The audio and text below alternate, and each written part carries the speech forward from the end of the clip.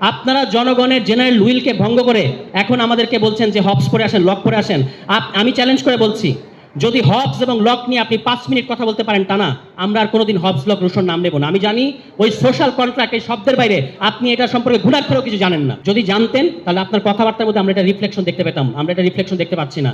ফলে আমি আরেকটা জিনিস আপনাদেরকে আহ্বান জানাবো, যারা এখানে সম্মানিত আলোচক এবং অতিথিবৃন্দ আছেন, জুলাই সনদ বিএনপি বাস্তবায়ন করবে না, আপনারা এই অভিযোগ করবেন না। কারণ বিএনপি কিন্তু বলছে আমরা এটা অক্ষরে অক্ষরে বাস্তবায়ন করব। তারা জুলাই সনদকে ঢাল বানাচ্ছে, কোনটাকে আড়াল করতে চাচ্ছে? গণভোটকে আড়াল করতে চাচ্ছে। কাজে আমাদের দাবি হতে হবে যে আপনারা গণভোট বাস্তবায়ন করেন, আমরা অন্য কিছু বুঝি না। জুলাই সনদ আপনি আপনার নোট অফ ডিসেন্ট অনুযায়ী করবেন, করেন। পাঞ্জাবের জগতে একটি বিশ্বস্ত নাম শাবাব এথনিক ওয়্যার, সেটুকু আমরা মেনে নিতে প্রস্তুত আছি, কিন্তু গণভোট যেটা প্রশ্নে বলা আছে সেটা অ্যাজ ইট ইজ বাস্তবায়ন করেন। 1991 সালের গণভোট, বেগম খালেদা জিয়া যে গণভোট করেছিলেন, সংবিধানের 16টা অনুচ্ছেদের ব্যাপারে জনগণের মতামত চাওয়া হয়েছিল। তখন কি পার্থ সাহেবদের মনে হয় নাই যে 12টার সাথে আমি একমত, 4টার সাথে আমি একমত না? আর প্রশ্ন করেন যে সংবিধান সংস্কার পরিষদ কোথা থেকে আসলো? ওই যে পেছনে বসা এই সরকারের ছোট ইনু জনাব জোনায়েদ সাকিকে জিজ্ঞেস করেন যে সংবিধান সংস্কার পরিষদ কোথা থেকে এসেছে।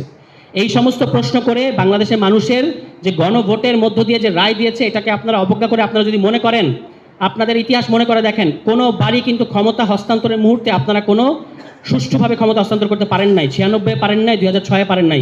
লগি বৈঠা ডেকে এনেছে এবং এটার পেছনে আপনাদের দায় আছে।